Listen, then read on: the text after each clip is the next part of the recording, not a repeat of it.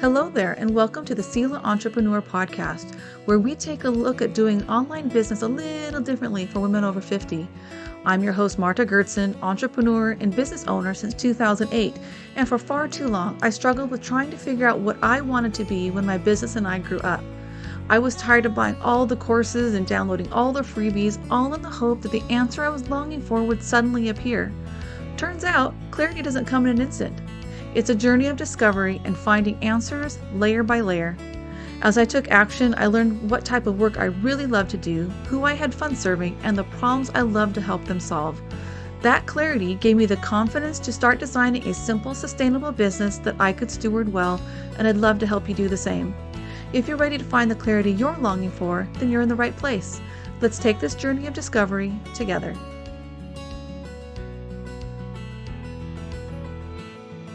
Welcome to the very first episode of the Selah Entrepreneur podcast. In this very first episode, we're going to take a look at the word Selah. Why does it apply to entrepreneurship? Why do we need to become rested entrepreneurs? Why do we need to learn to work from a place of rest? We're going to take a look at the word Selah itself, its origin, where does it come from, and how does it apply to our businesses today? The word Selah showed up in my business, I think probably back in 2014. Back then I started a blog because I felt the call to write about resting, about entrepreneurship and how tired we all were. And I wasn't sure what to call it. And the word Selah just kept coming up and coming back to mind.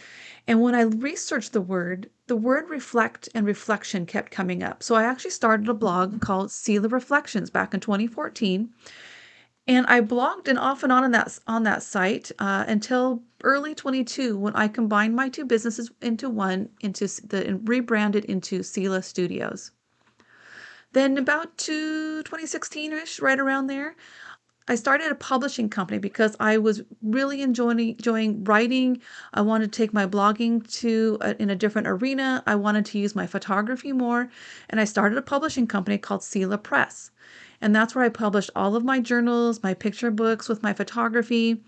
I even started an Etsy shop using the name. So it's been around for quite a while.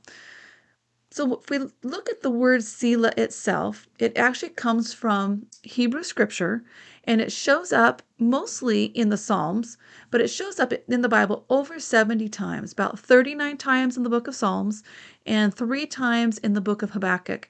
And it depends on the translation. I normally see it like in King James or the NIV, but there are some translations that take that word Selah and replace it with the word interlude, which I think is very interesting. But if you look up the exact meaning and find out one's main core meaning of the word, there's a little bit of a controversy. There's people, depending on who you read, there's various definitions. According to some experts, the word Selah is thought to be a musical note. A lot of the Psalms are songs that were written to be performed by musicians. And so it is thought that the word Selah could be a musical note to show a pause in a song, but others that I read also thought it could mean to hang or to value the full weight of the matter, to pause and calmly think, to pause, take note, this is important, or to give room for quiet reflection. And it was an invitation to reflect. And that's what I've chosen. I said, I've kind of adopted the meaning. I picked a few of these and pulled them all together, and I use it as an invitation to pause and reflect, to pause and calmly think, and to take note that this moment in time, this right here, is important. Now, there's also another little controversy. I've always said Selah, but I've also heard it pronounced Selah. So it depends who you talk to. I answer to both, but I use the pronunciation of Selah. And as an entrepreneur, I think this word has some very special significance and meaning, and that's what I want to take a little bit closer look at today. We are so busy, and for most of us, for many of us, we came to our businesses out of the corporate world, where busy was a badge of honor. I don't know about you, but my last corporate job before I started my business, the first iteration of my business, I was easily working 60 hours a week, rarely having a lunch, coming in on the weekends, trying to get caught up. And for somebody who really wanted to adopt a dog, This made things very hard because there's no way I was going to leave a dog at home for that long, which was one of the reasons I started my business, but that's a story for another day. So for many of us, when we came out of the corporate world, it was an adjustment to learn to start our business and pursue that business from a state of rest, or to view it differently. Being busy was normal to us. And so a lot of us had trouble. I know I had trouble shifting to a different speed. I was used to going 600 miles an hour, and all of a sudden I could work from home, set my own schedule. And it really was a difficult adjustment when I first got started. And the problem is that busyness, and that busyness that we experience in the corporate world, that busyness lies to us. Busyness in the corporate world meant keeping busy, one, to keep up and get all the work done, but also we didn't want to look lazy in front of our supervisors or the president or the people around us. We didn't want people to think that we weren't doing our job correctly. And so a lot of times that busyness was busyness. It wasn't productive or efficiency. It was looking busy. And for us to come home and start working from home and starting to serve clients, and while we're building up our business, a lot of times that busyness and that looking busy habit continued. I know for me, the lie of busyness came in two different forms. I felt busy, or I felt effective, and I felt productive because I was organizing papers. I'm a binder girl, so I was organizing my binders, cleaning up my office. Sometimes it was redoing my website. Nowadays, sometimes it's playing in Canva. Didn't have Canva back in those days. But being busy so many times makes me think I'm being productive and I'm making a difference and I'm doing things that move the needle forward in my business, when really I'm just being quote unquote busy. And it's taken me a long time to realize and remember, for one, feelings can lie. They can deceive and not represent the true picture of what's going on. So I felt productive and I felt efficient, but I wasn't. I was just doing busy work. Busyness also lies to me and tells me that I need to be in constant motion. That's just how it is, and that's normal. It's what I did in my corporate job. That's what the people I talk to, other entrepreneurs, that's what they're doing. And if I'm not scheduled constantly, and if I don't have a full to-do list to start my day out with, I'm not being productive. I'm not doing my job correctly. It also lied and told me that if I wanted to get ahead in my business, that I had to be busy. Now, I want to put a caveat in here. The fact that there are seasons of hustle in our businesses. I am currently in a season of hustle. There's things that I want to do. I'm starting this podcast. I have other offers and services that I would like to put out there. I rebranded a year ago and I'm still transitioning into this new brand. So there are seasons of hustle. And that's different from what I call toxic hustle. And toxic hustle is when hustle becomes the norm and it's just what happens, and rest is not even a part of the picture. So please know that hustle in itself is not bad. And that's not what I'm saying here. When rest is not a part of the picture and it began toxic hustle and being constantly busy, that's the norm. That's where we run into issues. And that's where the lies of busyness really start to appear. Busyness also can be addicting. How many of you have tried to be still or tried to slow down and you keep finding things to fill up your schedule, you fill up your to-do list? And I'm raising my hand on this one. How many of you have had a to-do list that looked really short at the beginning of the day, but by the end of the day it was longer because all of a sudden you realize you did this, this, and this, and because you want to feel busy and productive, you add it onto that list so you can check it off. And when you look at the word addiction, it means to cause to become physiologically or psychologically dependent on an addictive substance. And I would say that in this case, the addictive substance is the hormones and the cortisol that we get, the buzz that we get from being busy and feeling productive. The stress and adrenaline produced from being constantly busy is addicting. Plus, the praise and recognition we often receive for our busy schedules and getting all the work done and being asked, how do you get that all done? That can be very addicting. Busyness also lies and pulls us into the comparison trap. If we slow down too long, that means we're missing out. We're not doing our job like we're supposed to. We're not going to be like that person we saw on social media or the person who landed in our email inbox telling us all these things that they got done or sharing their numbers of their income for the previous month or quarter. And we're not contributing like we feel we should. Again, feeling in there. Feelings deceive and lie, and they do not always tell the truth. It feels like we need to be super active again in order to get that buzz back and that feeling of being productive. And how many of us want to be somebody to look at us and say, you're lazy, you didn't work long, you didn't get all that stuff done? And I think we have a very warped view of what busyness actually means, what lazy appears to be, and we don't have a healthy understanding of rest. I do think in some cases we are getting better, but it's still very hard to not get pulled into that comparison trap and feel lazy because we got our priorities done and stopped for the day. So, what do we do and how do we fight back against busyness with the idea of Selah and becoming a rested entrepreneur? One of the first things I would like you to do is pull out a pen and paper, your journal. For me, I have my favorite fountain pens. I have my favorite journal because I am a pen and journal girl. And I want you to ask yourself and spend some time reflecting on what are the top 3 to 4 priorities in your life right now. And I don't want you just to start writing real quickly. I want you to take a moment. Again, I want you to take that Selah moment and pause and think about this and reflect on your answer. I'm looking back at some of my lists from previous years, and my list hasn't changed that much. For me, family and friends, I want to spend time with them and to be there when they need help. Right now, that takes more in the form, for me right now, it takes more in the form of family. Right now, because my mother has Alzheimer's and her health is okay, but her Alzheimer's has significantly progressed over the last year. That has taken up more of my time, and unfortunately, the rest of my family and some of my friends, I don't get to see them as much, but they are on my mind. So what are some other ways that I can add them into my schedule and connect with them? Being outdoors is a huge priority for me. Spending as much time outdoors as I can. That's why I take my dogs for a daily walk. I take them outside during the day as many times as I can. In the summertime when it's drier and we're not in monsoon season, I like to be out in my garden, especially right now because my lawn looks like a jungle because it grows so fast. So I need to be out there mowing.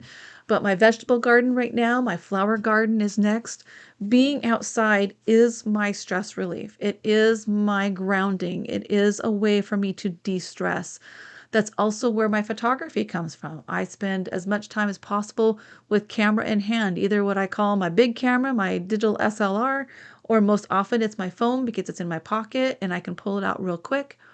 So being outdoors is a huge priority for me. My faith is very important to me. I want to make sure that I'm having time in prayer. I'm having my daily devotions. I'm encouraging others in their faith.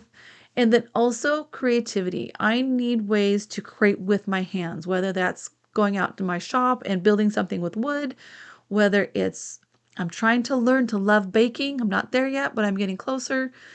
Sometimes it's crafting. Sometimes it's taking my photography and making cards out of them. That's a great way for me to combine creativity outdoors and family and friends, is creating cards that I can send out. But then here's the rub. Here's the second part of that question. If these are the priorities in my life, how are they showing up in my life?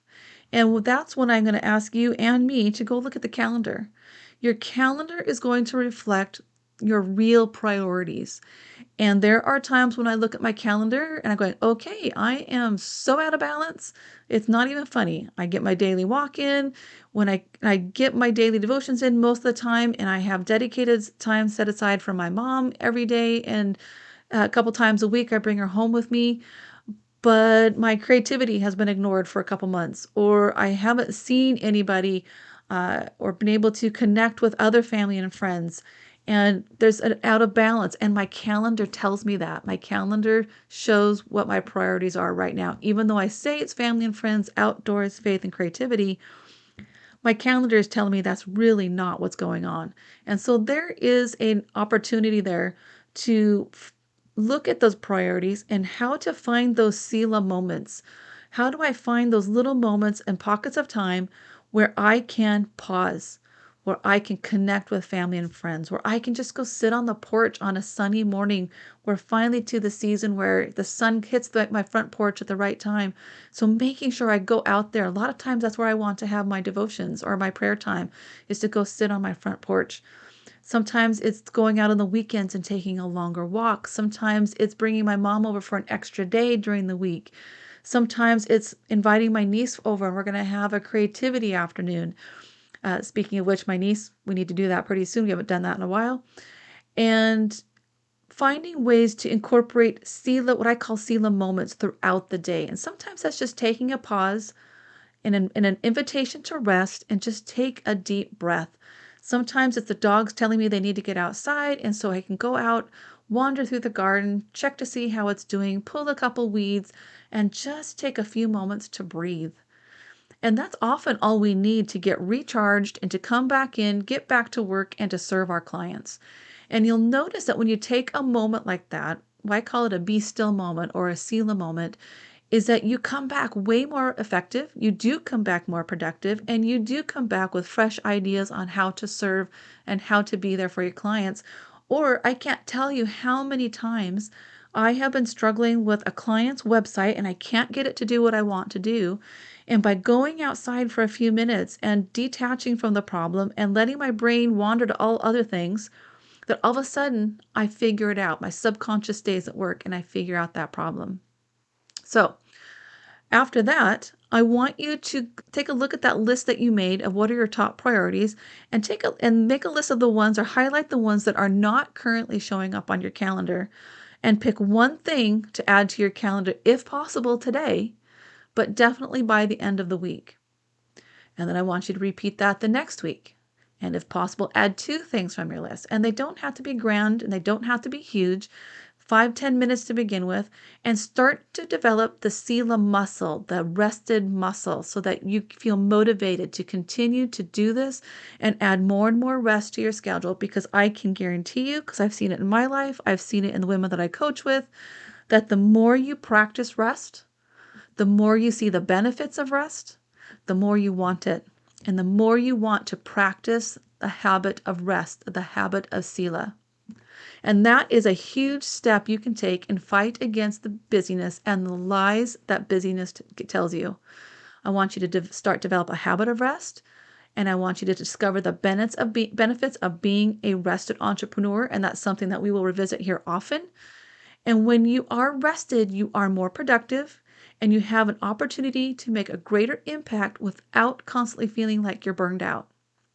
So, quick recap here is that Selah is your permission slip, and the one that we often need, so I'm giving it to you, is the permission slip we often need, the reminder we need to rest, to reflect, to calmly think, and stop wearing busy as a badge of honor. Selah is a word that encourages us to work from a place of rest.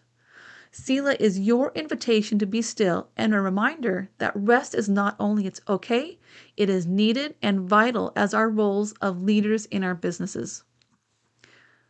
So if you would like further help developing a restful habit, I have what is called a restivities list. And this word was given to me as a gift by one of my coaching clients, and I fell in love with it and worked hard until I could find a way to use it. Restivities is restful activities. Resting, and this is a topic we'll visit later, resting doesn't mean taking a nap. It doesn't mean sitting on the couch and Netflixing all evening, or it doesn't mean eating a box of bonbons, or if you're like me, you remember the commercials that said Calgon, take me away. That's not always what rest means. Rest can be an activity that you find rejuvenating and recharging. For me, that's walking. Sometimes that's being out in the garden. Sometimes that's just cleaning up the clutter that's accumulated. I love going to bed with a clean sink. Emptied and clean sink. That to me is a restful activity because I feel rested when I'm done. I feel good about it, and I wake up and not feel instantly stressed. So if you would like to learn how to incorporate restivities or restful activities into your day, you can grab my restivities idea list at selahstudios.co/rested. Thanks for joining me. I hope you found some clarity or an aha moment that inspires you to take some action today. Before you go, could I ask a favor? I would really appreciate it if you could take a few seconds and leave a review of this show in the Apple Podcast app. Your review really does make an impact and helps spread the word about this show and gets it in the hands of other women who are looking to build simple and sustainable businesses of their own. Until next time.